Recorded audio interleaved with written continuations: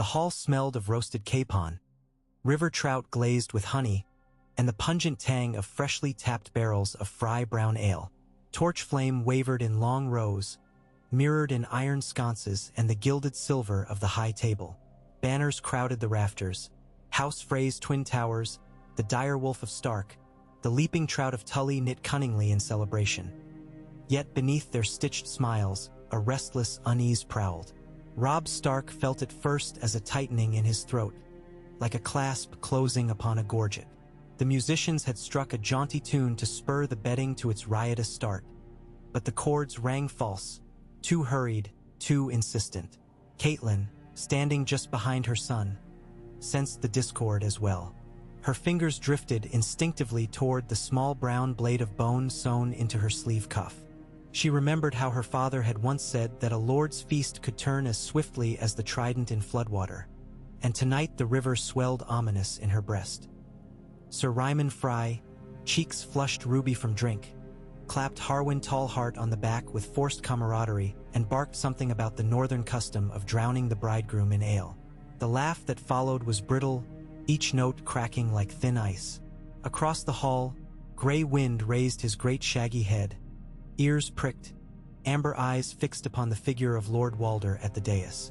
The old man had not touched his drink. His stillness made him seem carved of driftwood, weather-worn and sour. A bard's high harp line trembled, missed, resumed. The slip was slight, yet the hush that followed lasted half a beat too long. Robb shifted his weight. Catelyn's gaze flicked to the heavy oaken doors. She noted how 4 spearmen in Frey livery now stood where 2 had stood an hour before, the heads of their pikes newly polished. In the kitchens beyond, a scullion stacked platters. One dish slipped, shattering upon the slate. The clang rang out, echoing like a knell.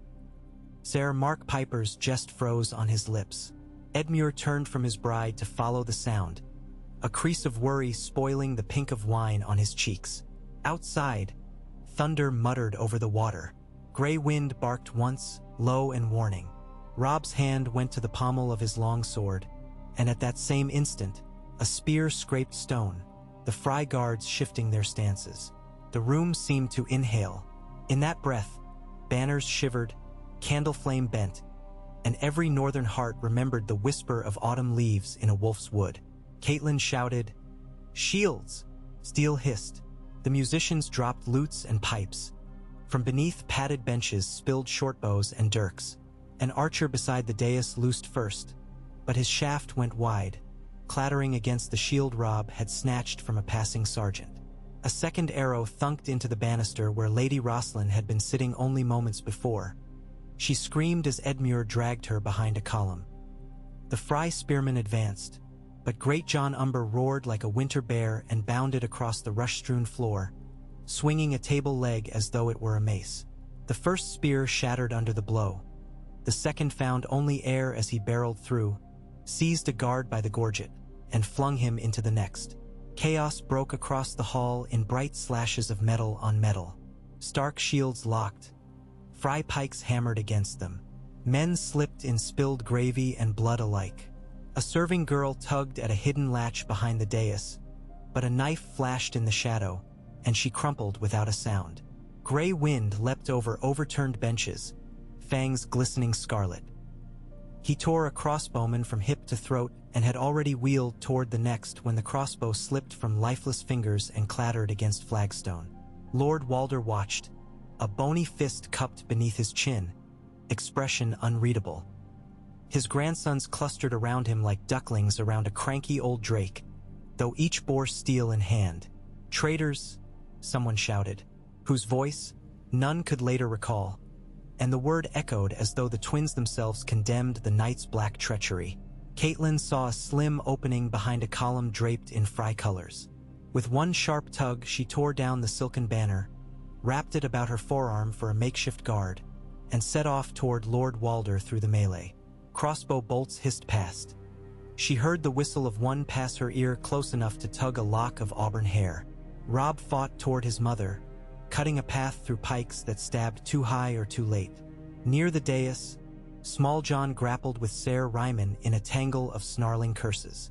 Ryman's jewel-studded dagger crept closer to the Smaljan's eye, but the Umber's knee found Ryman's groin, and the blade went clattering away as Ryman folded with a howl. A horn call sounded from the castle yard. 5 sharp notes, repeated. For one heartbeat the fighting paused, as if men could press war between thumb and forefinger and still its clamor. The cadence was not Frey nor Stark. It was the riders of House Mallister, their colors glimpsed through the smoke-hazed windows, converging upon the east gate. Ser Reynald Westerling burst through a side door, hair damp with rain, sword bared, followed by half a dozen Mallister outriders sheathing wet blades. "The yard is ours," he shouted. His words scattered fear among the Freys like corals in flight. Walder Frey's mouth twitched. A second horn answered, this one high and piercing from the river, where Lord Jason Mallister's longboats had crept downstream in the storm-damp night, oars wrapped in cloth to muffle their strokes. The trap that was to have sprung upon the Starks had slammed back upon its makers. Robb vaulted a toppled trestle to stand before the high table. "Lord Walder," he said, breath ragged, "yield your hall." Walder's thin lips cracked apart in a smile sharp as a saw blade. "In mine own seat? You mistake the custom of guest right, boy." Caitlin, panting, shouldered beside her son. "You have broken guest right this night," she said, voice steady as a weirwood bowl. Blood flecked her sleeve where the hidden blade had found its mark in a crossbowman's back. "The gods will not forgive it, and neither will the Riverlands." A crash sounded as the doors at the far end burst inward. The Blackfish, Ser Brynden Tully, strode beneath the lintel wearing mail dark with rainwater, helm beneath one arm. Behind him poured Riverrun men in scarlet cloaks. "I think, my lord, you will find the tide turned," the Blackfish said, hooking helm upon his belt. He drew his sword with a hiss like steel seething. Walder's blink was slow, reptilian. "And whose fault that turn, Ser Brynden? Yours, perhaps, for teaching trout to climb a tower." "Trout leap, old man," Brynden replied, "especially in flood." A groan rose from the benches as Frey guards lowered weapons. Some shed them entirely, the iron ringing like distant bells upon the stone. Walder's own kin looked uncertain. Little Walder whispered to Black Walder, and the pair inched backward, step by careful step, toward a side passage. Robb saw the movement. "Hold," he called, and a half-dozen Northmen barred the archway with shields and axes. Caitlin spoke again, quieter. "Lord Walder, do you yield?" A silence grew, filled only by the hiss of far-off rain striking river water and the ragged breathing of men who trembled from blood fever. Walder's gaze crawled across the upturned tables, the corpses cooling upon the rushes, the banners and torches, the iron in the Blackfish's fist. Beyond the shattered doors, dawn's gray blush began to edge the storm clouds. "I yield," Walder Frey croaked. "For now." Gray Wind's growl rumbled in the hush, as if to punctuate the old man's capitulation. Riverrun men surged forward to strip the Frey lord of his dagger and the jeweled belt that served as badge of office. Walder's wrists were wrapped in chains no thicker than quills but twice as unbreakable by an old man's strength. Robb Stark turned, seeking the faces of his bannermen, and felt a tremor of wonder coil through him. They had escaped the jaws of massacre, and more, they had seized the trap for their own. Yet in victory's first light he saw grief as well. Ser Dacey Mormont lay motionless near the hearth, a quarrel buried to the fletching in her breast. Jory Castle's cousin Harrion knelt beside her, tears cutting clean lines through soot on his cheeks. The cost of this night would echo. By midday, the upper towers of the twins bristled with Stark banners snapping in a brisk west wind, while Frey colors drooped in surrender atop the lesser battlements. The West Tower's gatehouse had been taken after a brief struggle, its commander bribed with promises of mercy for his garrison. Those Freys who still bore arms were disarmed, bound, and quartered under watch of Grey Wind and 20 Lealhounds brought from Greywater Watch at Lord Reed's charge. Robb held counsel in the Lord Solar, refusing the high-backed chair Walder had used these 50 years. Instead he stood before the hearth, hand resting upon the mantle, as Caitlin, the Blackfish, Lord Roose Bolton, and the Great John arranged themselves in a rough semicircle. Edmure sat as well, Rosalind at his side, though her eyes remained fixed upon the door, as if she still feared her father's ghost might walk in. "The Riverlands will howl for Frey blood," Brynden Tully said, voice low but resolute. "They will call for vengeance as hot as any the North once sang for Ned Stark." Robb stared into the flames. "I would not have this become another redgrass field. Blood sown in vengeance yields only more blood." Roose Bolton's pale eyes flickered like pale moths. "And yet chastisement is needed, your grace. Some manner of justice must answer the Frey's treachery, or attempted treachery at the least." Caitlyn's hands knotted her skirts. "They invited us under guest right, knowing full well the price of breaking it. We cannot ignore that sin." From a corner, Lord Jason Mallister stepped forward, armor clinking. "In the Trident we drown oathbreakers. The old custom may suffice."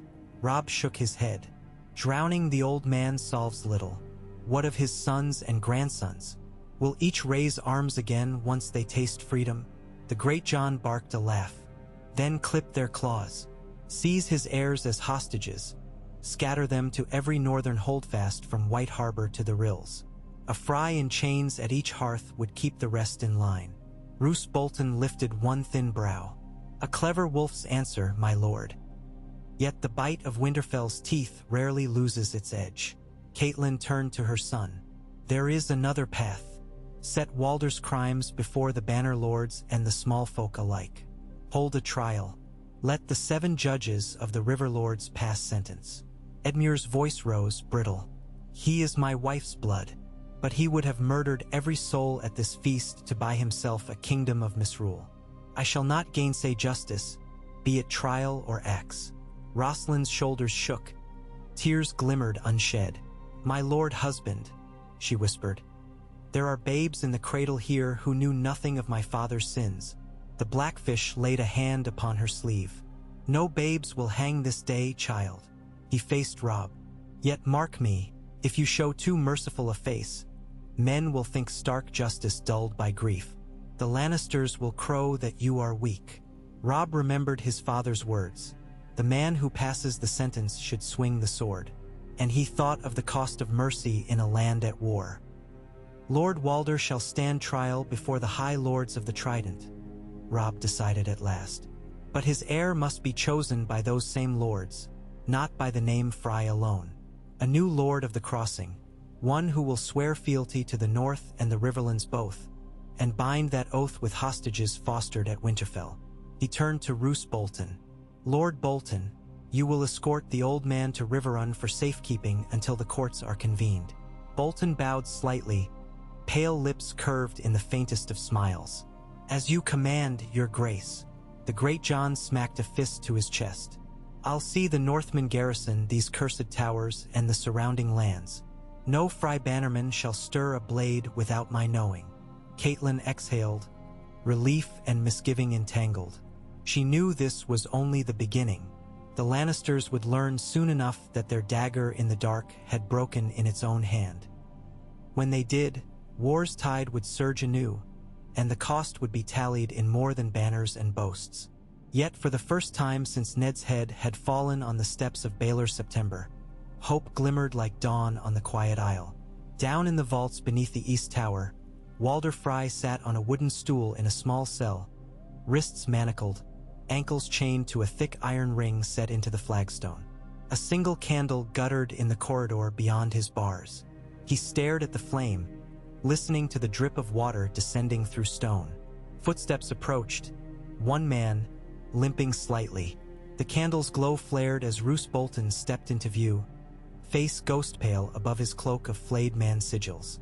"My lord," Walder rasped, voice brittle as old parchment. "Come to gloat." Bolton regarded him with cool detachment. "I come to speak of changes." Walder's laugh scraped like a cask being pried open. "Changes?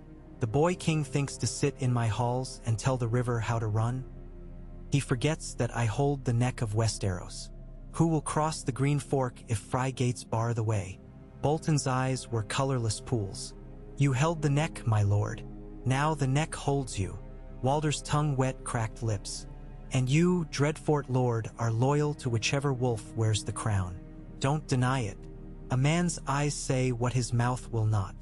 At times, Bolton allowed, but eyes can lie as smoothly as lips. He reached into his belt and drew forth a document sealed with black wax. These are terms for your inheritance. Sign them, and your chosen heir will see the twins remain in your blood. Refuse, and the lordship passes to another branch, perhaps Ser Perwyn's issue, perhaps Lady Jane's sons by Ser Ryman, who can say? Robb Stark is merciful, but only to those who bend the knee. Walder eyed the parchment as though it were a viper coiled. And for me, a trial. Bolton's tone never changed, soft as falling ash. But a trial is a tide. One may ride it or drown beneath it. Walder's gnarled hands clenched. I am no oathbreak. Peace, Bolton murmured, leaning close so that torchlight painted skull shadows across his cheeks. Guessed right was broken tonight, as sharp as a sword point through the heart of every god in this realm. You may yet mend what you shattered. Swear fealty, surrender hostages, and answer for the blood already spilled.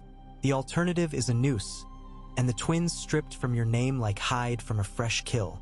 The old man's shoulders sagged, bones protruding like the warped ribs of a wrecked ship. Fetch ink and quill. Bolton nodded once, slipped the document between iron bars, and turned away. In the light's retreat, Walder Frey's eyes glimmered with a hatred that might have consumed kingdoms had it flown free. Now it crept inward, feeding upon the brittle husk of an old man's pride.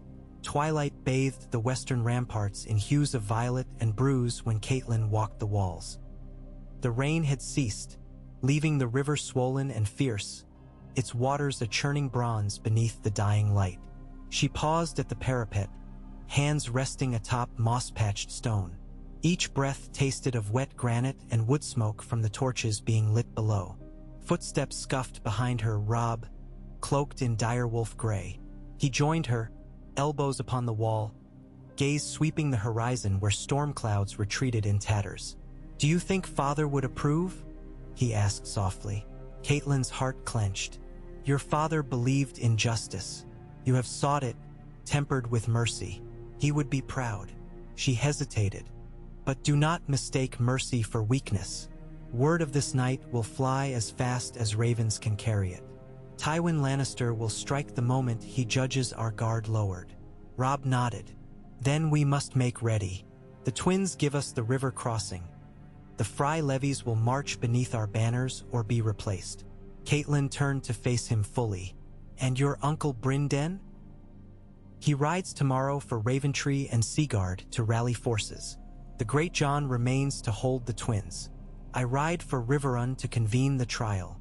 She studied the lines at the corners of his eyes, new lines, cut by grief and fierce responsibility. In that face she saw Eddard younger, unbowed, yet bearing the same iron of will. Thunder growled far off, nearly spent. The river hissed. Catelyn laid her palm upon her son's cheek. Winter may be far from us yet, but war is colder. Keep your heart warm, my son. Remember why we fight. For the North, Robb said. For the North, she agreed. And for every mother who waits at her hearth, fearing a knock that brings word of a child never to return. Robb's eyes glistened. He kissed her brow, then turned, cloak swirling. His footsteps faded down the stair, leaving Catelyn alone with the twilight and the river's roar. She looked again toward the west where the sun bled into clouds the color of rust, and she wondered what new horrors lurked in that dying light, what price yet awaited for the failure of a wedding's crimson design, and the overthrow of a lord who had thought himself above gods and men alike. Hope was a fragile candle, she knew, guttering in the draft of every hallway of power. But tonight, at least, it still burned.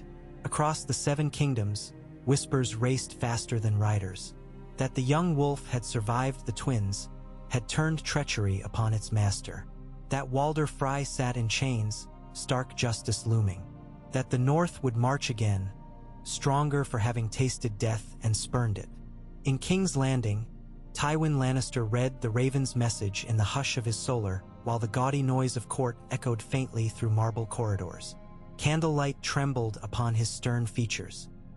When he had finished, he folded the parchment with precise care and set it beside a goblet of arbor red. Grand Maester Pycelle cleared his throat. "Grave news, my lord?" Tywin's gaze never left the darkened lattice of the window beyond which the Blackwater glimmered. "The Red Wedding," he said, voice flat as polished iron, "has failed." Pycelle's eyes flickered wide. "Failed? Impossible," Lord Frey assured us. Tywin's fingers drummed once, twice, upon the armrest. "Assurance is the food of fools. Summon the Kingsguard. The realm must know House Lannister stands firm despite this inconvenience." Pycelle bobbed his head and shuffled out. Alone, Tywin allowed his composure to crack by a hair's breadth. He exhaled, a slow, measured breath that might have been a sigh if he had believed in such weakness. Plans shifted like a game board appended by an unseen cataclysm. Yet he had faced worse storms. The lion did not cower when thunder roared. Outside the window, the bells of the Great September told the hour, reverberations drifting like ghosts across the city. Tywin poured fresh wine, red and rich as spilled blood, and considered how many more lives must be spent to turn calamity back to conquest. At Moat Caelin's marshy causeway, ravens beat frantic wings into the northern sky, bearing tidings of triumph and betrayal. Men of House Reed watched from atop their crumbling walls, green eyes glinting. A lean youth with mud-brown hair turned to his lord father. "Howl unlocked the gate without a fight," Mira said.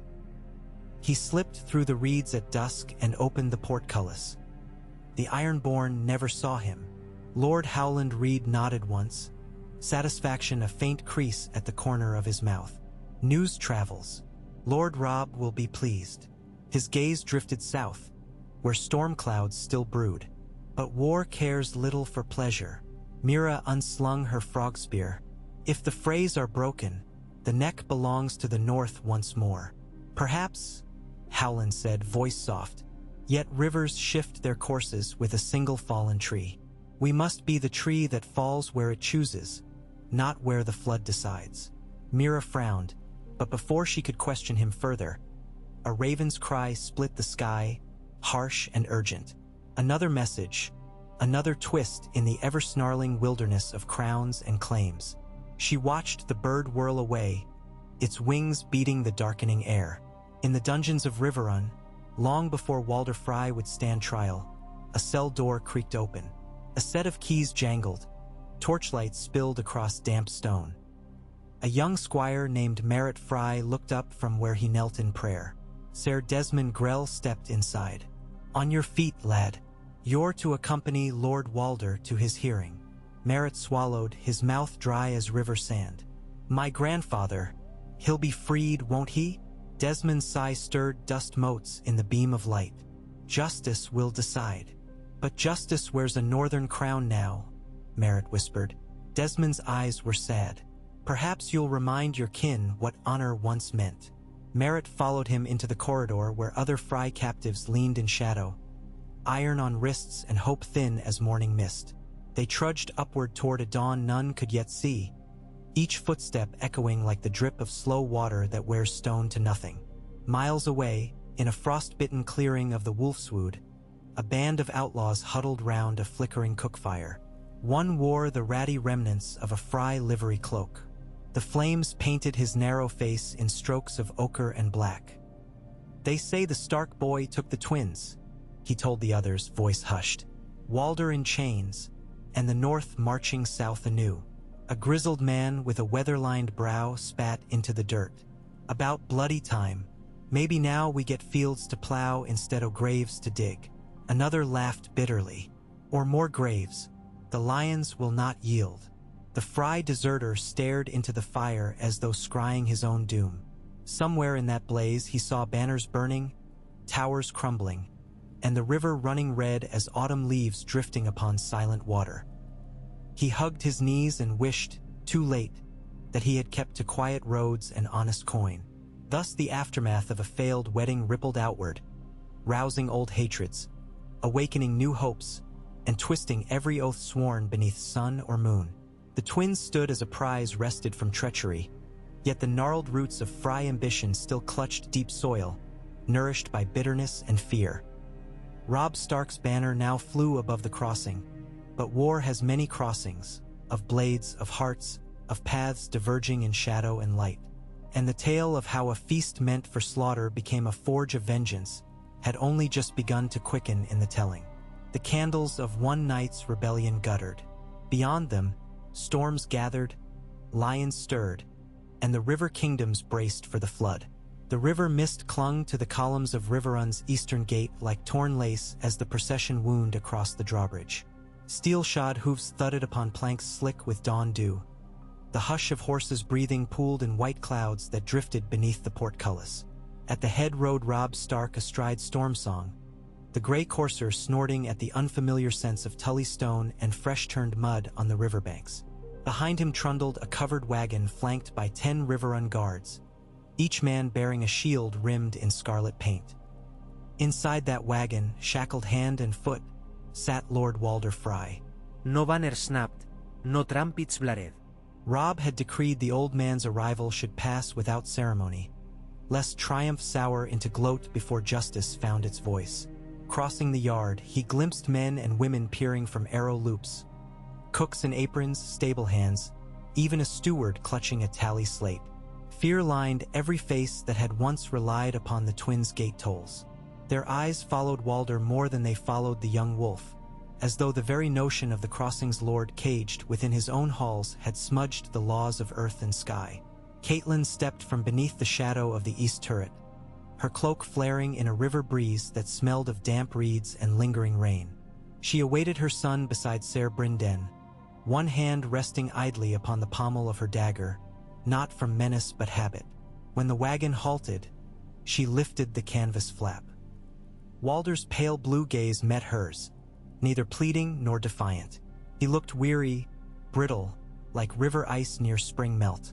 "Lord Walder," she said, voice low, "Riverrun extends guest right. Do you claim it?" The old man's lips twisted. Guest right had been the dagger he'd meant for Robb's throat. Now the same right might cradle him from a noose. I claim it," he rasped. The words scraped out like pebbles beneath a millstone. Ser Desmond Grell signaled, and iron chains rattled as guards guided Frey from the wagon. He swayed upon stiff knees, stiff wrists. Age had whittled him more than his legends had allowed. Every step echoed of malice spent and debts unpaid. Robb dismounted. "You will be kept comfortable, Lord Walder, until the river lords assemble. Food, fire, and maester's care are yours, so long as courtesy governs your tongue." Walder coughed into gnarled fingers. "Spend your reverence where it'll bear fruit, boy. I'll honor the court, never doubt. It's the verdict that pricks my sleep." Robb gave no answer. He turned toward the keep, boots crunching gravel, his mother beside him. Behind, the wagon creaked empty and rolled away toward stables. The yard slowly exhaled as grooms resumed their work, but talk would gallop quicker than any horse. The Lord of the Crossing was a prisoner now, and the world that flowed beneath the twins shifted its course. Within Riverrun's great hall, chandeliers of wrought iron riverfish sagged with glaciers of candle wax. They had burned all night, fueling frantic preparations. Benches dragged into soaring crescents, a dais erected of interlocking oak planks. The small folk called it the Judgment Pool, that hollow center ringed by benches where, tomorrow, lords sworn to Tully would gather in witness. Today it lay empty, echoing with hammer taps and barked commands. The smell of fresh planed would eclipse aromas of last night's stew. Catelyn's boots clicked across the inlaid tiles shaped like leaping trout. She paused where carpenters wrestled a final plank into place. "Raise it 3 fingers higher," she told them. "Every man must see who stands accused, no matter how short his stature." Ser Brynden chuckled. "A taller gallows would serve same purpose." "Justice, uncle," she murmured. "Not spectacle." He stroked gray-black whiskers.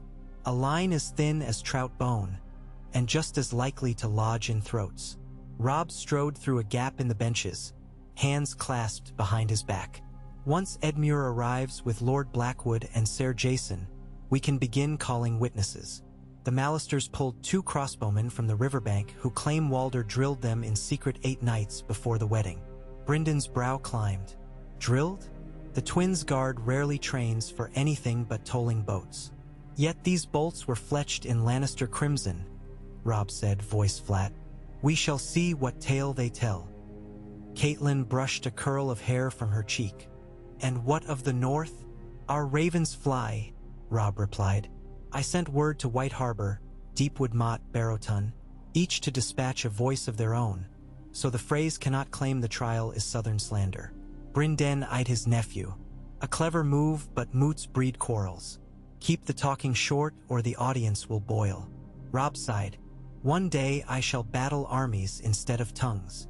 One day, the Blackfish smiled thinly. You have that luxury yet.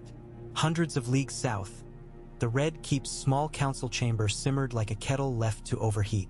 Cersei paced near a latticed window, amber sunlight glinting off the lions upon her gown.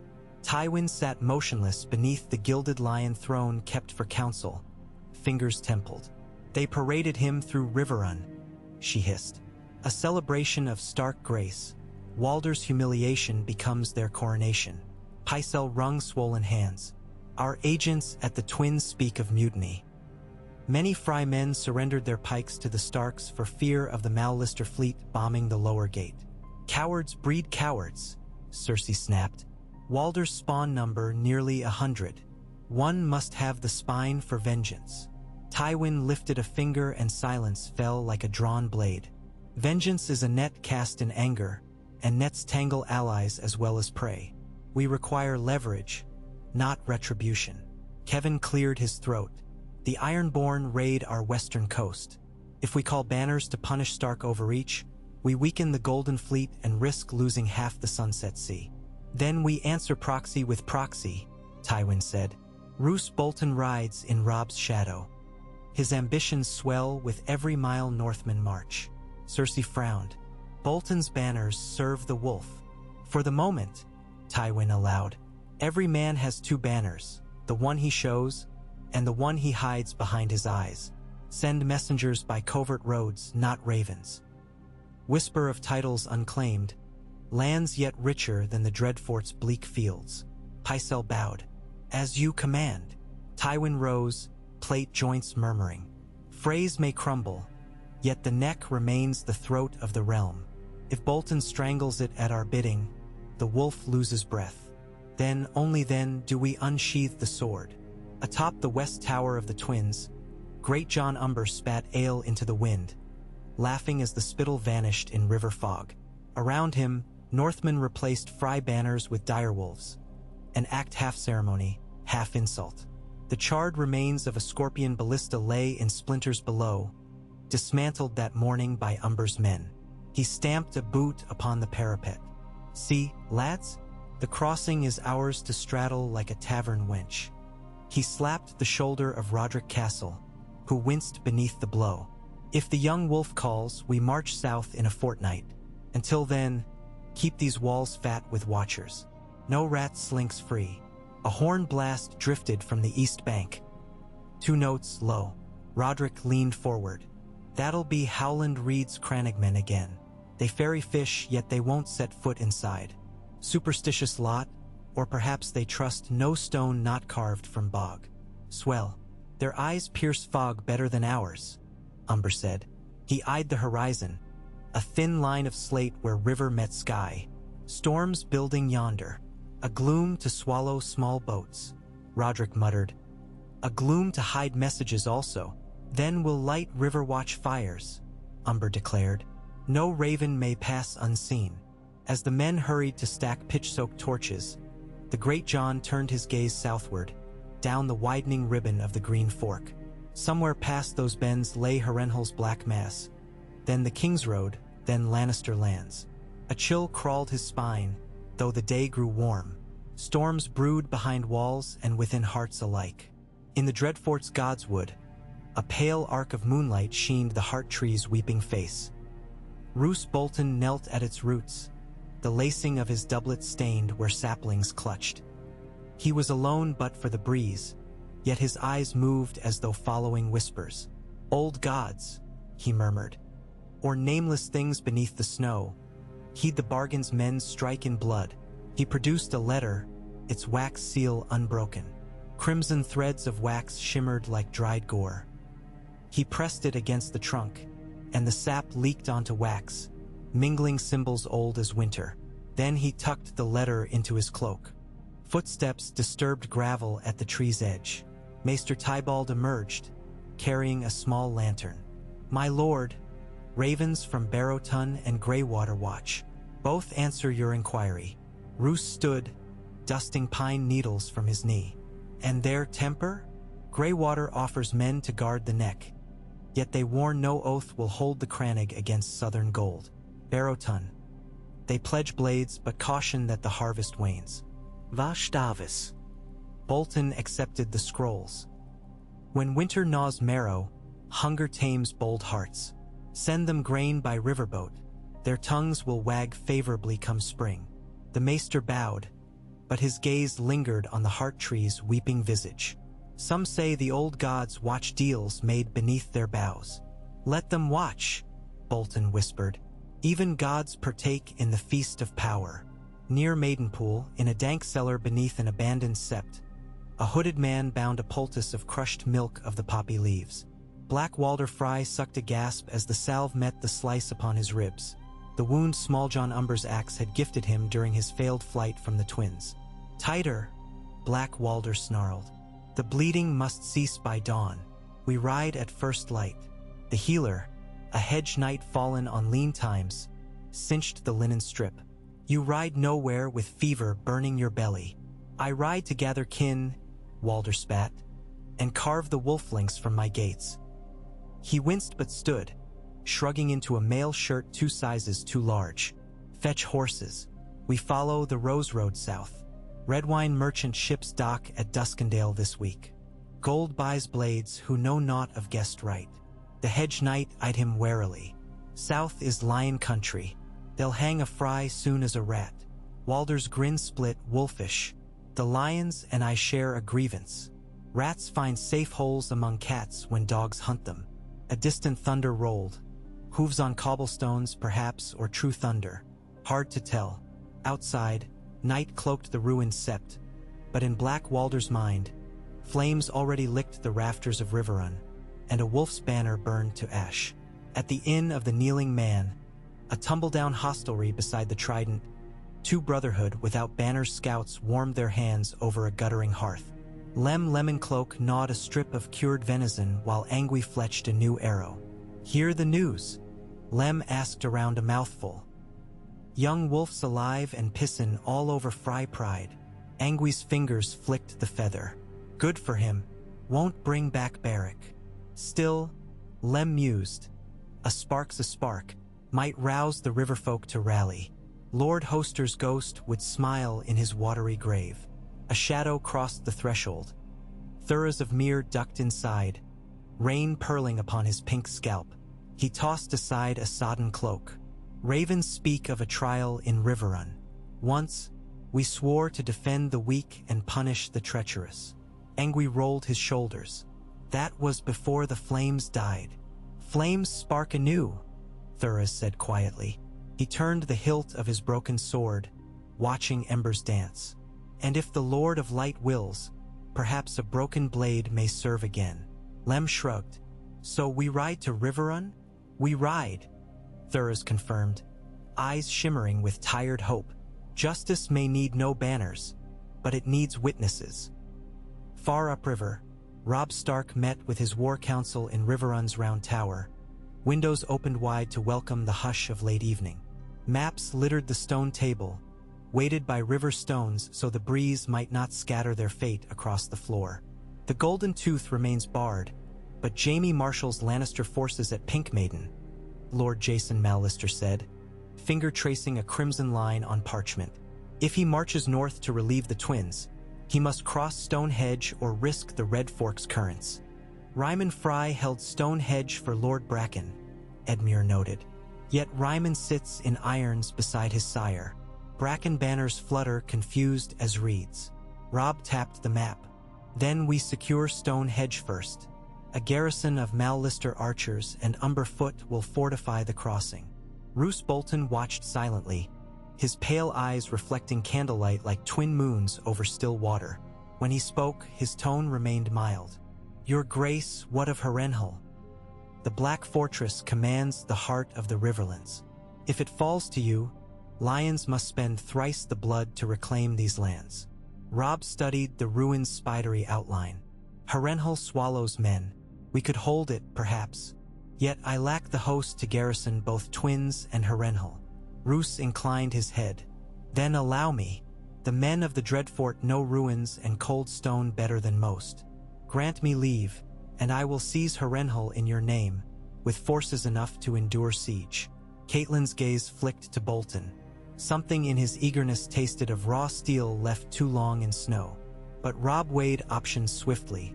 Harrenhal's towers haunted every commander's dreams.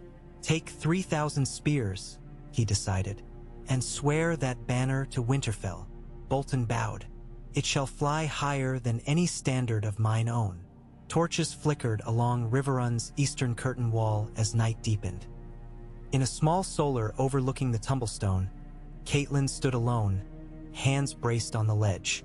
The river glimmered obsidian, broken only where moonlight kissed ripples. Tomorrow justice would convene. Tomorrow she would face the man who nearly murdered her son, her brother, her whole hope for the North. The door creaked. She turned to see Brienne of Tarth, armor burnished, blonde hair pulled into a warrior's knot. My lady, Brienne said. Ser Desmond asked that I patrol the dungeons tonight. He fears Frey blood may stir trouble. Caitlyn nodded. The halls feel thin as eggshells. I trust no door nor guard. Brienne's blue eyes softened. Your Lord Father taught me the river breaks stone with patience. Let patience be our shield this night. Caitlyn smiled faintly. And steel our spear. Walk softly, Brienne.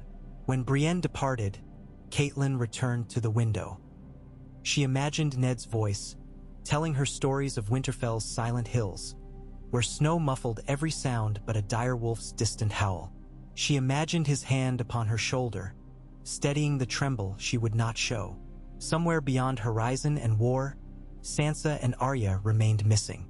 Bran and Rickon, rumored dead then reborn in tales from the neck. Too many threads frayed. She murmured a prayer to any god listening that the tapestry not rend beyond repair. Dawn smeared apricot and rose across the sky when drums rumbled in Riverrun's yard.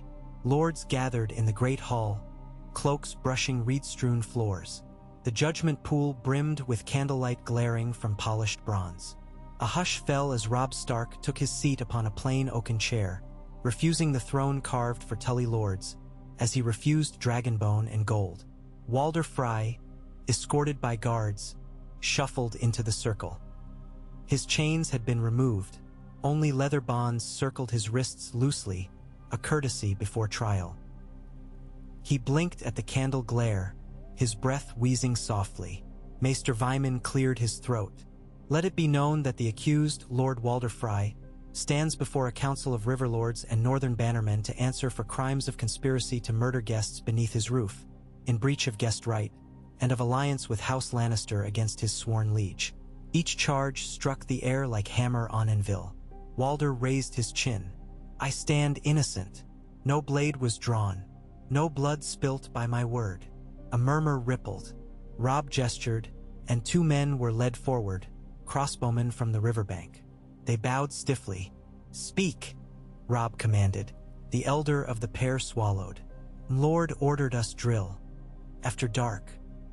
He said if a signal torch flared from the great hall, we were to fire upon any man wearing a wolf. Walder's mouth worked. Precaution. The Northmen were many, my guards few. Edmure rose from his bench. Precaution is not reason enough to string crossbows at a wedding feast. Dear father, by law. Walder spread his hands. My hall, my rules. Would you deny a lord the right to protect his kin? Robb's gaze smoldered. Guest right protects guests, not hosts. Bring forth the harper. They ushered in a lean young minstrel, lute hanging like a wounded bird. His pale cheeks flushed as he recounted hurried whispers. Hurried coin pressed into his palm should he play a tune at the moment the betting began. Coin bearing a lion's head. Walder's jaw tightened. A gift from a merchant. I knew not whose stamp. Lord Blackwood stood, Blackwood raven cloak sweeping. Enough dances, old spider. My niece lies cold from bolt through breast because of your precautions.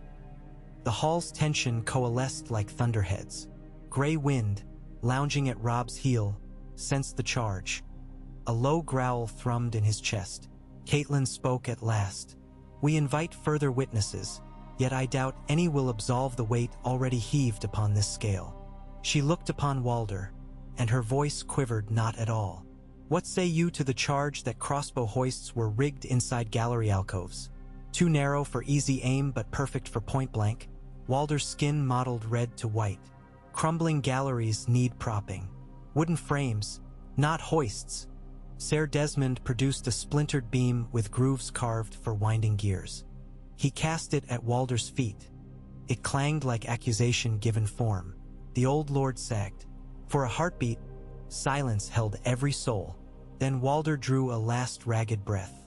The boy king insulted my house first, reneged on vows, dared shame my daughters. Spittle flecked his lips. I sought redress. If blood won back honor, so be it. A Frey cannot live on crumbs of dignity. Rob stood. A king cannot sacrifice every oath to mend one broken. His hand rested upon the pommel of his sword. You conspired to butcher men who trusted your bread and salt. Whatever insult you claim lies chained beneath this greater sin. Lord Jason Mallister spoke. Let the accused be judged by our voices. By ancient custom, each house shall cast a token, black for guilt, white for clemency. Urns were brought, tokens distributed. Lords whispered among retainers, one by one dropping carved stones into a bronze bowl. The clink of each token rang like hail on iron rooftop. Walder closed his eyes, perhaps counting clangs. When all stones lay cast, Maester Vyman stirred the tokens, then poured them upon a slate. Black outnumbered white 6-1. Rob's shoulders slumped with heavy inevitability. Lord Walder Frey, the council finds you guilty of conspiracy, oath-breaking, and attempted murder beneath guest right. The sentence. A sudden crash shattered the hall. One of the tall, stained-glass windows exploded inward, shards raining in a glittering cascade. Smoke curled as an iron ball the size of a child's head thudded across rushes, then burst with flash of alchemic fire. A roar of green flame clawed the air. Men screamed, flung back by the blast. Chaos ignited again. Benches overturned in panic, banners caught flame. Rob yelled for water, but heat licked his cloak. Gray wind bolted, snarling at unseen foes. Through the shattered frame soared another iron globe, trailing sparks. Archers on the balconies, not yet fully repaired, scrambled to knock arrows. Somewhere to the east, horns brayed a discordant alarm. The Blackfish shoved Caitlin behind an overturned table, shield raised against falling glass.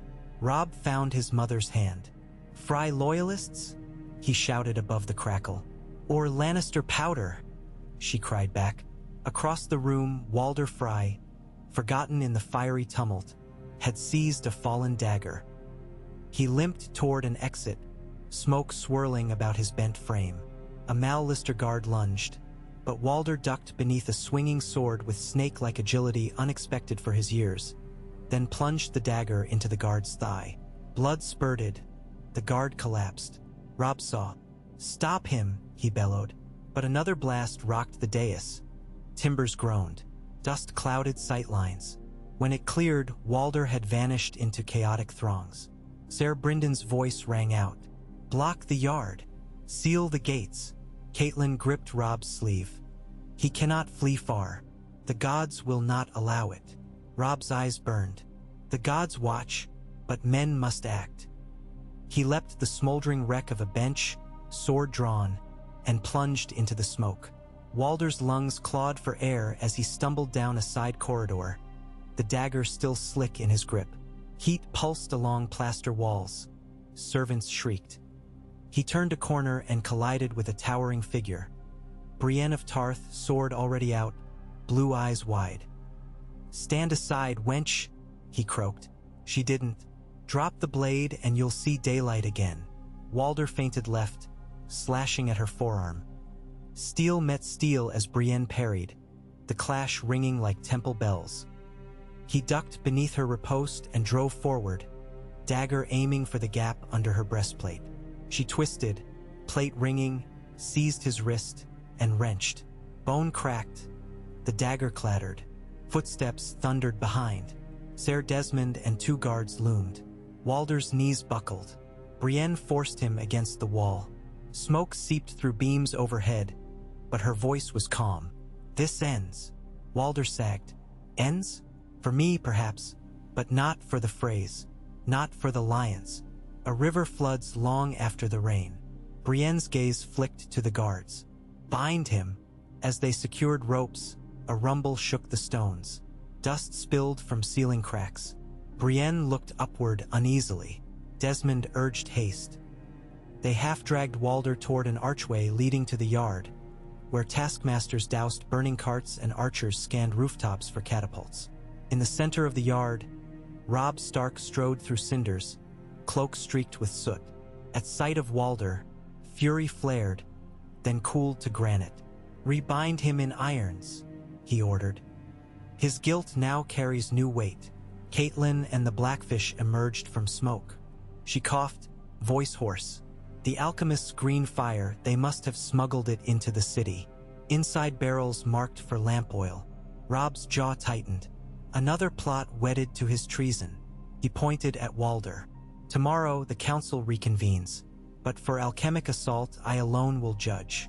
You have traded trial for sentence." Walder laughed, high and ragged. "Sentence? Songs will say the wolf howled, then drowned beneath his own river of mercy."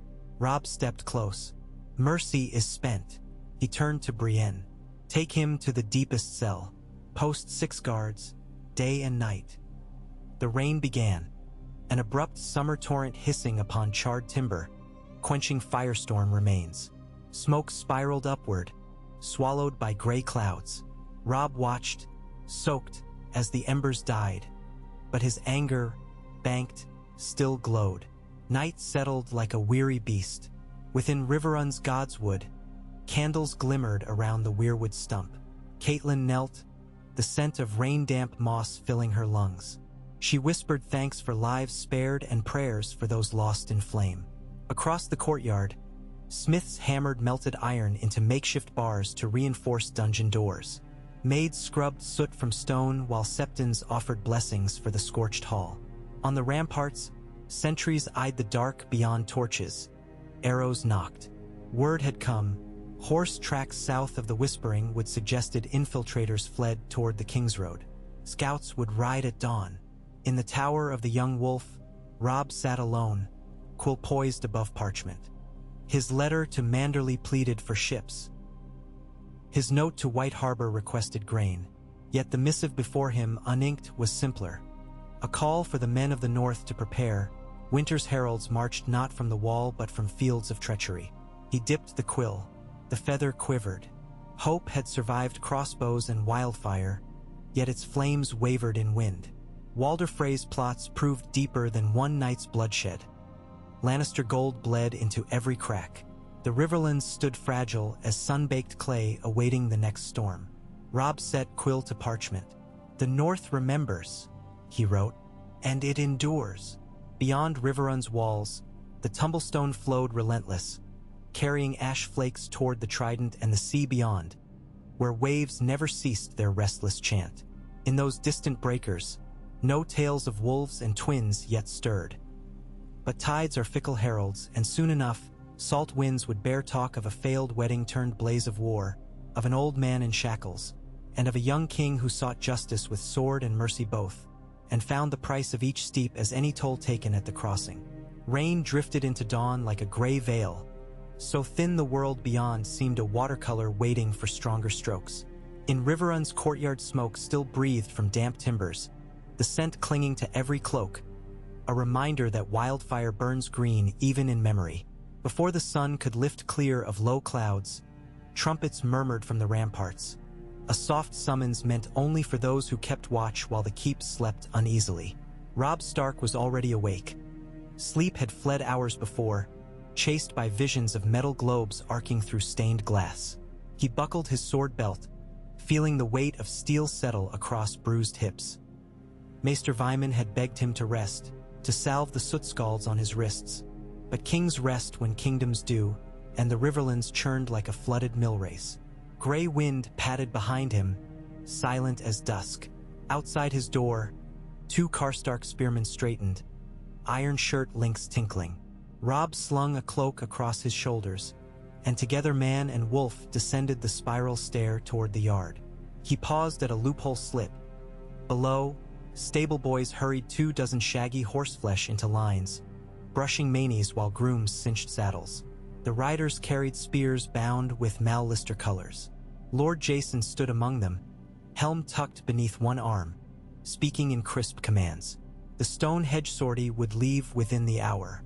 Robb closed his eyes a heartbeat, tasting the hush before battle, the hush he would not share.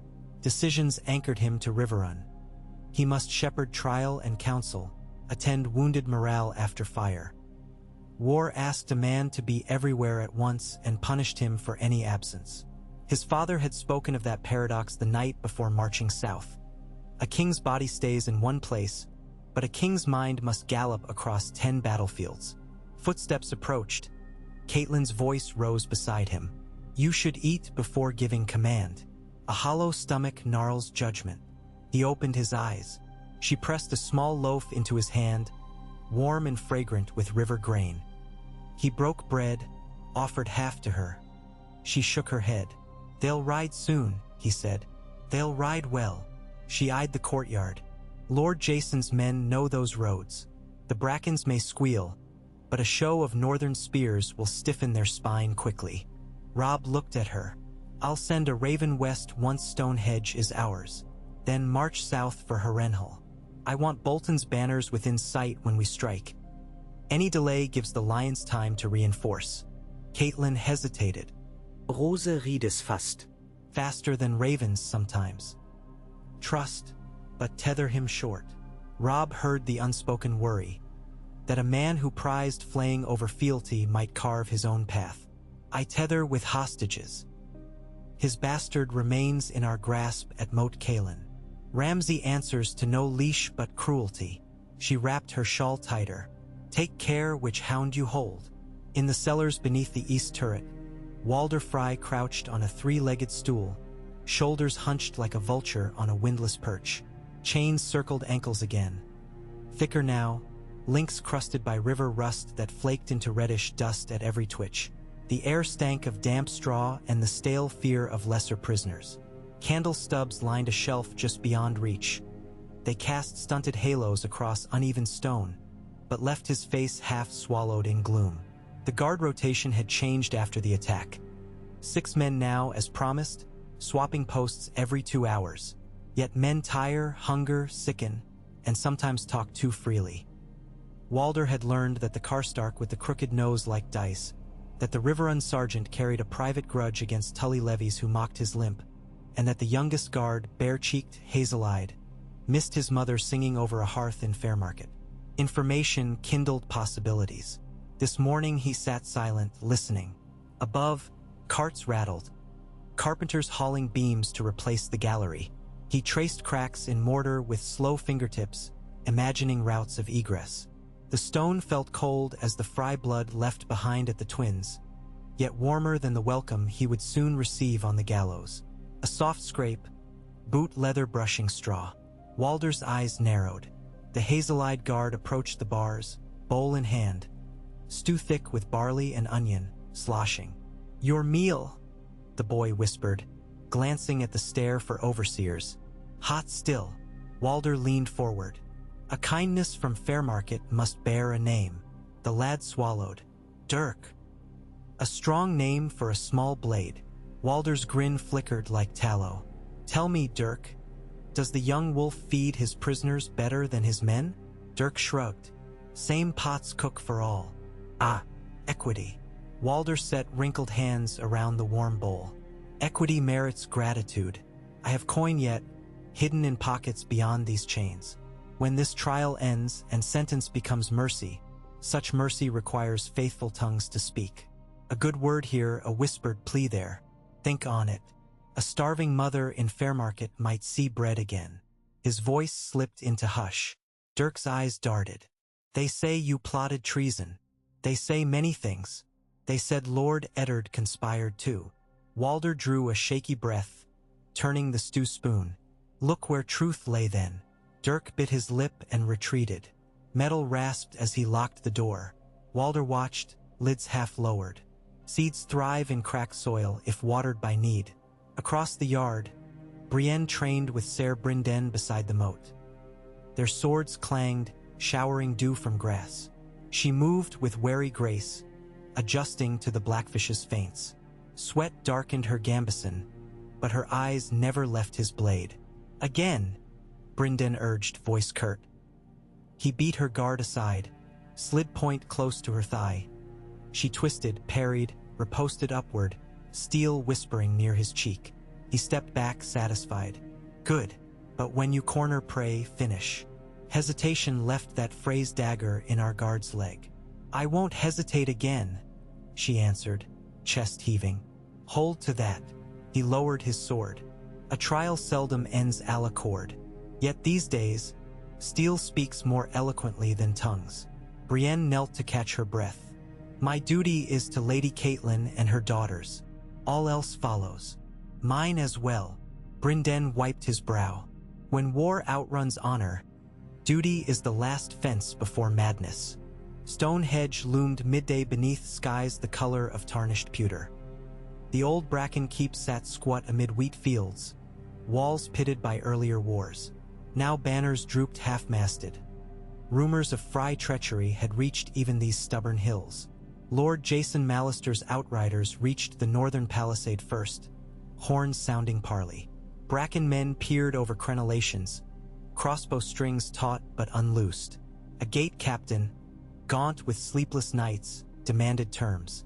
Mallister reined his horse before muddy ditches crowded by sharpened stakes. Stonehenge stands upon Riverland soil, he called. The twins have fallen to stark justice, and House Bracken owes fealty to river lords. Open and we'll guard your walls against lion or wolf alike. Bar us, and you swallow a civil war the Bracken coffers cannot digest. The captain conferred with unseen commanders. Voices rose behind shutters. Mallister waited, helm high, the spear banner of Seaguard flapping above him. In his stirrup he clutched a sealed letter. Edmure Tully's promise of pardon for any who renounced Walder's conspiracy. Eventually, the portcullis rattled upward. Inside, tension broke like clay. Peasants huddled with pitchforks lowered. Children watched wide-eyed as Northmen marched through gate tunnels, wet boots squelching. Mallister posted archers atop inner towers and accepted the surrender of half the garrison's arms. There was no blood spilled this time.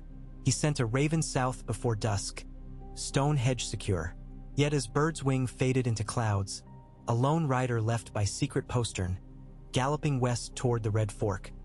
A Bracken steward loyal to no banner but coin, bearing word that the Starks stretched themselves thin.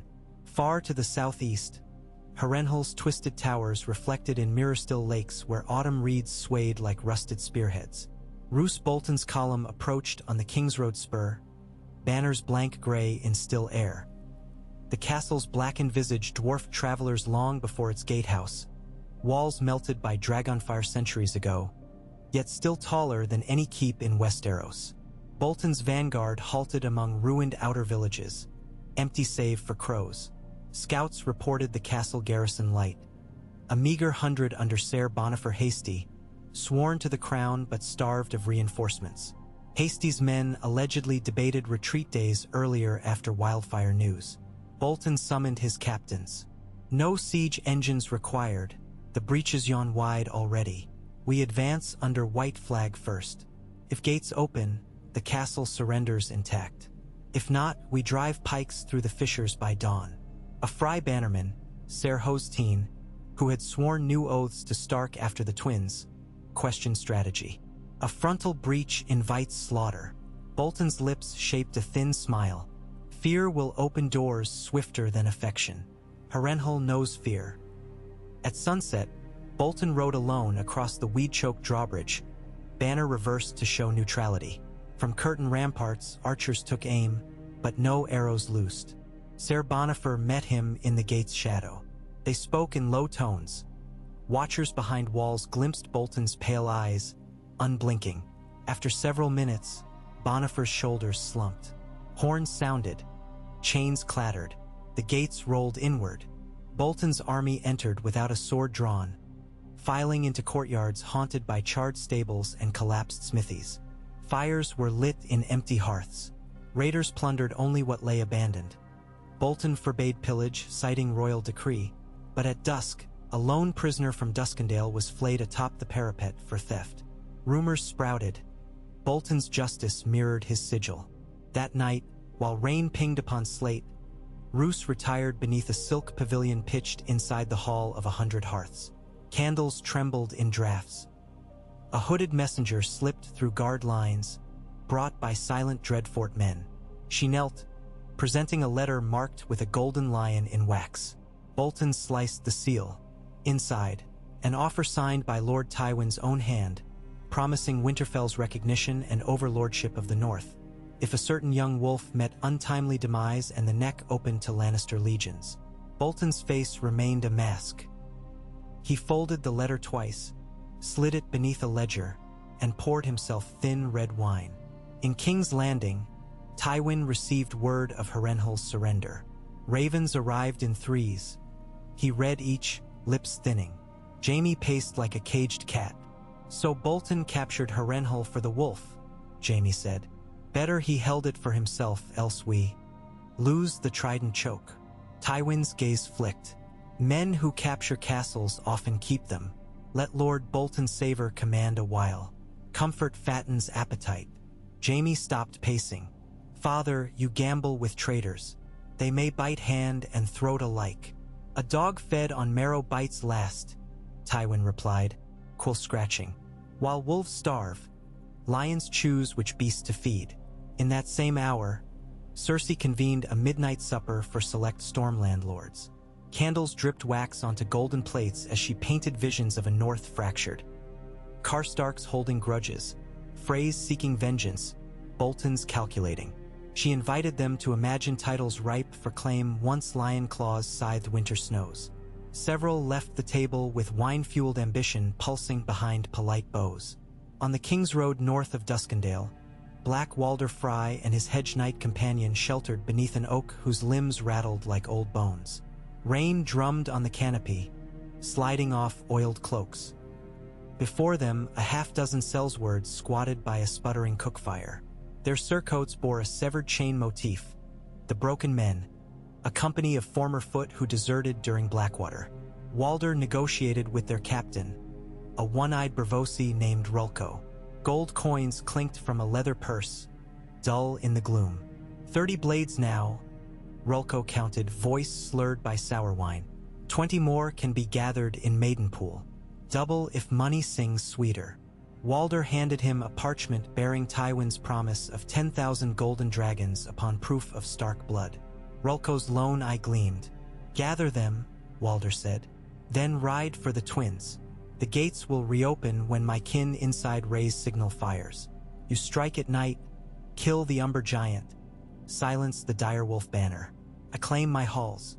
Afterward, march east to surprise Seaguard while lions cross the Red Fork. Rulko spat into flames. Ambitious, but sell me not on coins still caged in Lannisport vaults. Half payment now. Walder produced a ruby-studded brooch pried from the sleeve of a Riverrun guard he'd stabbed. A start, he said. More awaits in the crossing coffers once the wolf's tail is clipped. Rulko nodded, tucking gem into ragged pocket. Far above, lightning spidered across clouds, briefly outlining Harrenhal's silhouette on the horizon.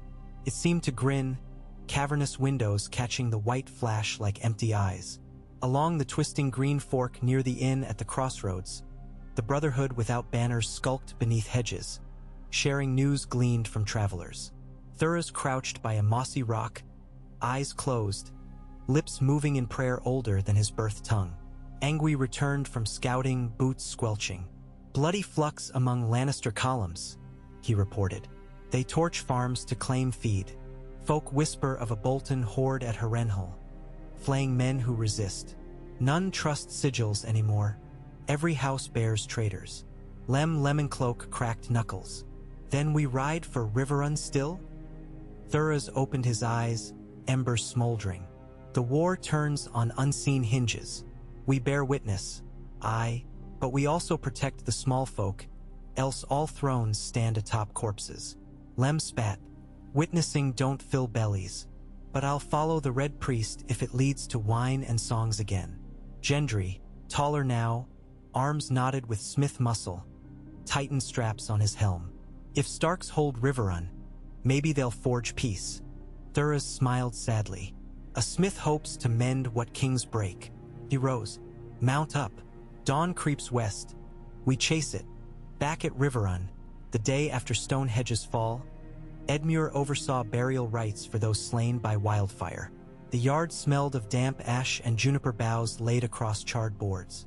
7 septons muttered over linen-wrapped shapes laid upon pyres. Robb watched flame take hold. The cracked snap of sap within would echoing like distant crossbow twangs. He tasted the smoke's bitterness on his tongue. Catelyn stood beside him, gloved hands clasped. "Music should play," she whispered, "so souls don't drift alone." "No musicians dare the hall yet," he answered. She nodded. Tears glistened but did not fall. Gray wind whined, ears flat, the scent of burning flesh making him restless. Robb stroked the wolf's head. Across the courtyard, he saw Dirk, the young guard, staring pale-faced at the pyres. An image flickered. The boy's nerves could slit rope as surely as any blade if bribed by grief. The ceremony ended. Smoke spiraled toward muted sky. As mourners dispersed, Maester Vyman approached with parchment. "Raven from Lord Manderley, your grace. He offers 12 longships laden with grain and seal meat, but requests assurances his son brought south remains safe at White Harbor." Robb exhaled. "Write him, pledge the boy's safety, and grant Manderley leave to mint coin in my name. He'll consider it honor." Vyman bowed. Robb turned to Catelyn. "Tomorrow we try Walder again. No torches, no galleries. Judgment shall stand in the yard under open sky. Justice beneath heaven's eyes," she said. "Let the gods watch and the realm witness. Whatever plot remains dies in daylight." Night found Catelyn sleepless, pacing the gallery newly reinforced above the great hall, now stripped of stained glass and left gaping to star-scattered sky. Carpenters promised to fit wooden shutters come dawn, but tonight cold air wafted through, fluttering torch flames. She wrapped her cloak tight. Somewhere, feet echoed on stone, guards patrolling. A whisper broke her reverie, a hiss of breath behind a tapestry. She spun, hand upon dagger hilt. A figure stepped into torchlight. Arya? The face too old. A woman in rough spun, hair like black wire, eyes sharp. "Do not scream," the woman said. "I come at Thuras's bidding." "Who are you?" Catelyn asked. "Nymeria Sand, nobody in truth. A messenger for the Brotherhood. They approach and ask safe passage. They carry news of Lannister gold reaching Bolton lines." Catelyn's pulse hammered. "How passed you gates unseen?" "River door left ajar," Nymeria said. "Your guards check high walls but forget culverts." Catelyn frowned. "We'll mend that lapse." "Good." Nymeria produced a sliver of parchment. "Names of Sellsword companies hired by a Frey on the King's Road. Our spies followed. They ride north." Catelyn accepted the slip. Ink blurred in torch glare. Broken men, ragged standard, black shields, numbers and captains. She folded it. "You risked to bring this. Risk is coin we spend freely." Nymeria's smile held no warmth. "We fight for the realms forgotten. I will see your brotherhood welcomed." Catelyn tucked parchment. "Find the east stables at dawn. Ask for Ser Desmond." Nymeria bowed, melted back into gloom. Catelyn listened, the sigh of wind through shutters, the distant splash of river against foundations. Above her, the stars glimmered cold and remote, uncaring, but for the first time since wildfire's roar, she felt purpose sharpen. Morning broke bruised purple where cloudbank met hills. The courtyard filled with ranks of men forming a circle nearly as broad as a jousting yard. Ladders had been lifted away. No window overlooked the field save those behind shuttered arrow slits, now stuffed with straw and plaster to prevent crossbow vantage. Walder Frey stood atop a low wooden scaffold, wrists bound to a post so light could catch his face. Robb faced him, sword sheathed but hand resting on pommel. For clerks read aloud the council's verdict again. Walder's chin lifted. He seemed frilier in daylight, as though night smoke had scorched years from his bones. Yet his eyes glittered like icy eddies catching sun. Robb's voice carried across the yard. Lord Walder Frey, for treason, conspiracy, and the murder of guards during escape attempt, you are sentenced to death. Mercy in the north is swift. Walder spat phlegm flecked with blood. Mercy in the north forged red wedding's insult. Break guest right once, and every lord trembles henceforth. You raise a blade against old ways. The old ways hold when honored, Robb said. You tore them. Caitlin, standing behind Robb, saw Dirk among guards lining the scaffold's base. Fear etched his face, but determination too, as if he'd accepted some grim resolve. She watched him carefully. Robb drew his sword. Gray wind bristled beside him, hackles high. Silence deepened. Even the river hush seemed to pause. Robb ascended the steps. Walder met his gaze defiant. A shrill cry cut the air, hawk overhead? No, a whistle. Dirk lurched forward, shoving the nearest guard, dagger appearing in his palm. He slashed the guard's throat. Blood sprayed. Gasps erupted. Dirk spun toward the scaffold, eyes wild. Caitlin shouted. Brienne vaulted bench lines, charging. Dirk hurled the dagger toward the bonds at Walder's wrist. The blade clanged off the post, misaligned. Walder barked laughter. Dirk scrambled for another weapon, but Brienne crashed into him, shield first, driving him to mud. Bones cracked. The boy shrieked. Chaos rippled. Spears leveled toward other Frey captives in the enclosure. One man attempted to slip bonds with a hidden pick. Northman tackled him. Robb steadied, sword still raised. He studied Walder, then Dirk pinned beneath Brienne's knee. Who bribed you? He demanded of the boy. Dirk sobbed, blood bubbling from split lip. He promised gold for my mother. She's sick. Caitlin knelt. Who? Dirk turned watery eyes to Walder. Him. Walder chortled. A coin for a child's desperation. Cheap as Richard's. Cheaper than honor. Robb's fury surged, but Caitlin touched his arm. Justice, not rage. He breathed once, twice.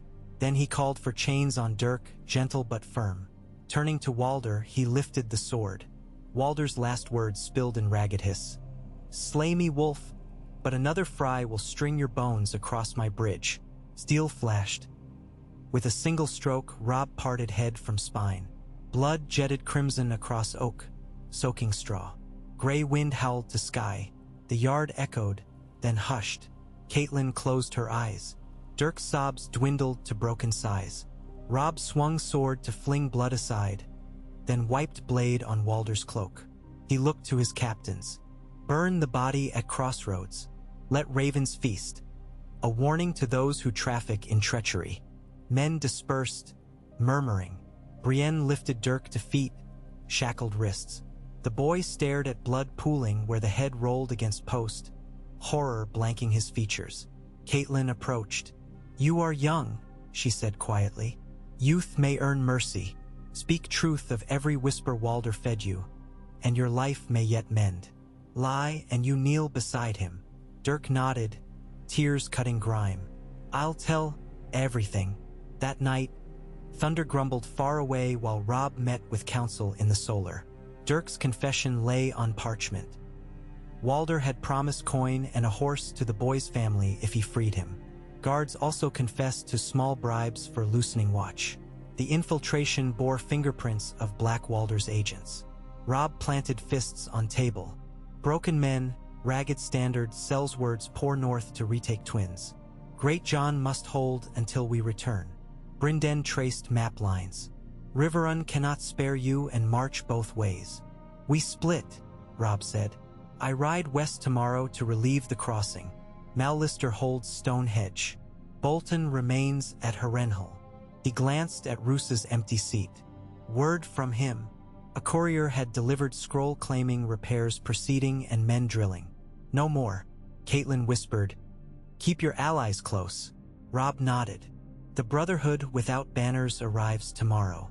Their eyes spy roads we miss. If they swear truce, they scout for us. Jason Mallister frowned. Outlaws seldom heed banners. Outlaws bleed same color, Robb answered. The meeting broke near midnight. Candles guttered. One by one, lords filed out. Caitlin lingered. He slumped in chair. How many heads before peace? She laid hand on his. Peace is built, not bought. For every head taken, plant a tree of mercy beside. He looked at her, weariness etched deep. And pray roots grow faster than bodies fall. 2 days later, the Brotherhood rode through Riverrun's eastern gate at dawn. Their procession was ragged. Horses lean, cloaks patched, yet banners fluttered, rust-colored cloth bearing a flaming heart split by six-pointed star. Thuras led, bald scalp catching sun, broken sword tucked through belt. At his side rode Gendry, helm adorned with bull's horns now polished. Lem trailed, yellow cloak tattered, Angui behind, bow strung. They halted before Robb atop the drawbridge. Thuras inclined head. My Lord King, we seek audience and passage. We fight not for thrones, but for small folk threatened by bloody ruin. Robb measured them. Your fame precedes you. You'll have safe passage. In return, lend eyes along the King's Road, warn of Sellsword companies marching. We do more, Thuras said.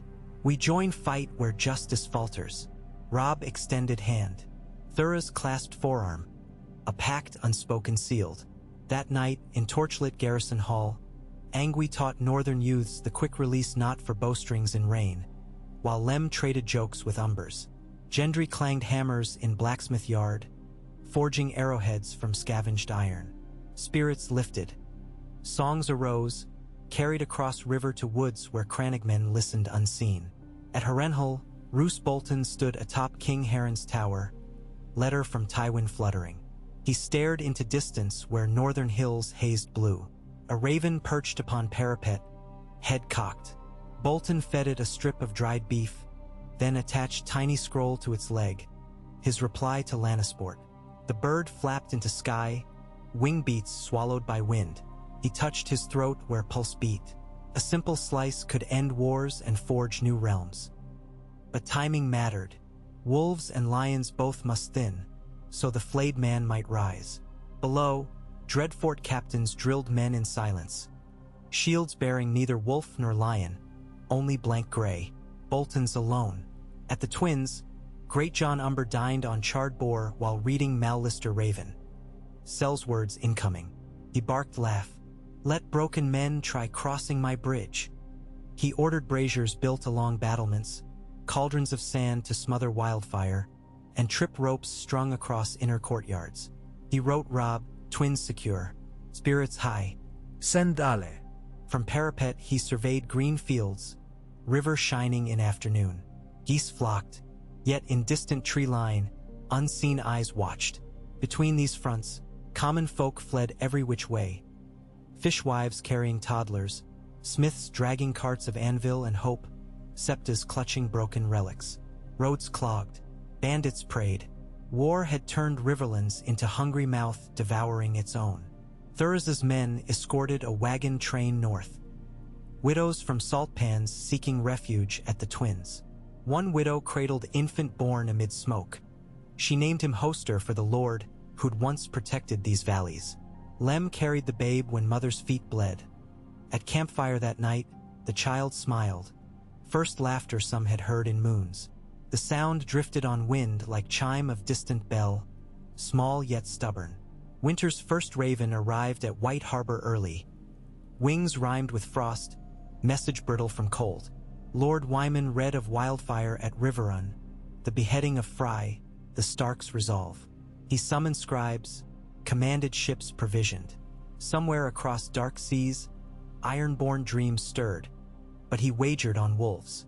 At Deepwood Motte, Lady Glover drilled shield maidens. At Bear Island, Meage Mormont strapped sword to granddaughter. Snowflakes danced. None settled yet, but the air tasted of iron. 3 weeks after Walder's execution, Robb marched from Riverrun with 3,000 foot and half that in horse, leaving Edmure to guard the castle. Catelyn marched beside him. She would not be left behind again. The Brotherhood scouted ahead, gray cloaks blending with mist. The column wound through Whispering Wood, place of first great victory. Tree trunks still bore axe scars, and rusted helm lay half buried in moss. Robb rode silently, remembering Jaime's capture, memories weighted by ghosts. At dusk, outriders reported smoke beyond the next ridge, small village aflame. Robb led a detachment. They found charred huts, bodies of farmers, broken shield with black chain motif, the broken men's mark. Tracks led north toward the twins. Fury ignited again. He dispatched Gendry and Brotherhood to harry rear of Sellsword column. Thurra's kissed sword hilt. Light guide us. They vanished into gathering dark. Battle came 2 days later in fields of yellow grass south of the twins. The broken men, numbering near 500, advanced under crescent moon, torches guttering in fog. They expected gates to ease open. Instead, arrows rained from palisade, umber horn bellowing. Sellswords faltered. From side ditches, hidden Stark spears surged, hacking. Thunder of hooves. Karstark cavalry swept flank, sabers glittering. Robb arrived at dawn, horns sounding his banner. The Sellswords broke, scattering across mud flats toward river barges. But Mal Lister longbowmen had rowed upriver on quiet currents. They loosed shafts, felling men chest deep in water. By sunrise, broken men lay broken indeed. Among dead, Rulkos I stared skyward, arrow through socket. No sign of Black Walder. Scouts later found horse tracks leading east at frantic pace. Robb walked among corpses. Waar ravens circled overhead, shadows flickering. The twins remained stark, threat repelled. But Coin could hire more blades. Tywin's purses deep. Great John slapped Robb's back. That'll teach treacherous pups. Robb nodded, yet eyes clouded. We cut 1 claw. Lion still has 8. That evening, ravens converged. Harrenhal under siege. Tywin's nephew Ser Davin marching with 10,000. Bolton requested reinforcements. Robb clenched fist, war spooled endless. Catelyn approached as he brooded over map beside campfire. We chase dragon tails. Each victory births new peril. He sighed. I need allies beyond Riverlands, mother. Maybe Arryn Knights if Littlefinger's hold falters. Or Baratheon loyalty from Storm's End. She placed hand on his. You need rest. Even a king's mind breaks without sleep. He yielded, reclining on cloak. Overhead, stars flickered between scudding clouds. He found the ice dragon, tail arced across north sky, and whispered silent vow. To reach Winterfell again with brothers alive, to end blood tied with justice. Sleep took him like gentle wave. In a candlelit room of the Red Keep, Varys listened to whispers from a small spider perched upon his palm. The spider's true form, a street urchin pressed ear against Lannister doors, had reported Bolton's flayings, Stark victories. Varys smiled thin as parchment. Chaos, he murmured, grows flowers none can predict. He penned anonymous note to Dragonstone, to a certain claimant who cherished justice yet possessed dragons.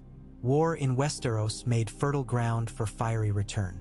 At Moat Cailin, Ramsay Snow paced ramparts, bastard grin wide. Ravens told him father held Harrenhal. King in north fought Sellswords. He fingered flensing knife.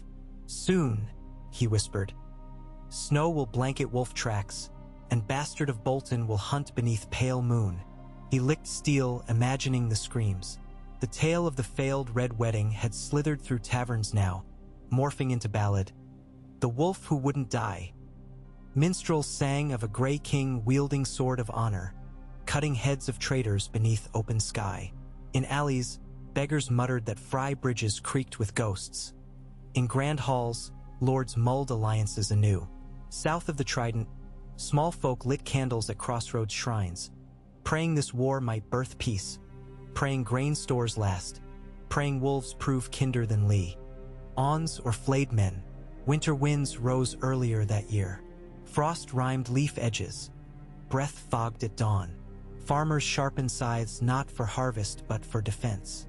In every hamlet, children pressed ears to hearth tales, of dragons waking in east, of white shadows north of wall, of a king who carried justice in paws of direwolf.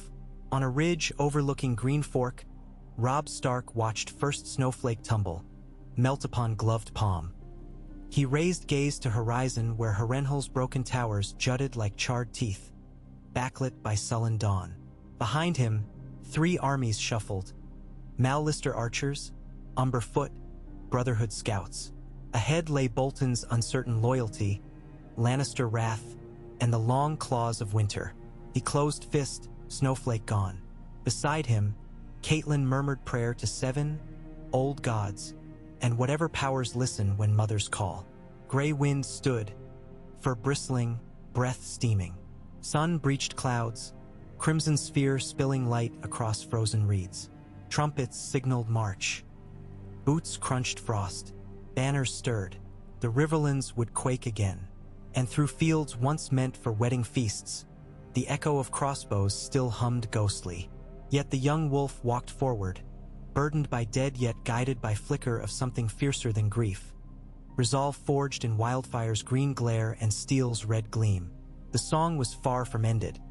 The next verse waited, coiled like winter's breath, as armies converged on shadowed ruin and choices sharp as freshly honed blades.